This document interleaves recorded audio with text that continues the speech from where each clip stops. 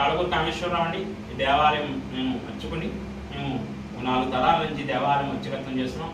మా ముత్తాత గారు ఈ ఊరు ఇళ్ళకు వచ్చారు. అప్పటి నుంచి కూడా దేవాలయాన్ని పెట్టుకుని ఈ స్వామివారి సేవలో ఉన్నాం. ఈ దేవాలయానికి ఏ విధంగా రావాలి?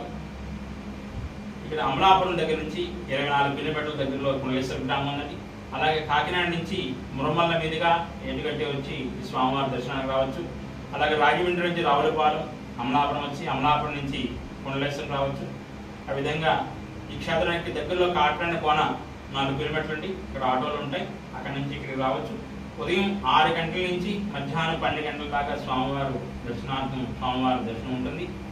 జనం ఉంటే ఆ విధంగా ఒక్కో అరగంట గంట ఉండడం జరుగుతుంది.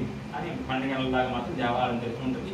సాయంత్రం 5 to 8 గంటల దాకా స్వామివారి దర్శనార్థం ఉంటుందండి. దేవాదాయ ధర్మాదాయ శాఖ ఆధ్వర్యంలో ఈ స్వామివారు నిత్య కార్యక్రమాలు జరుగుతూ ఉంటాయి.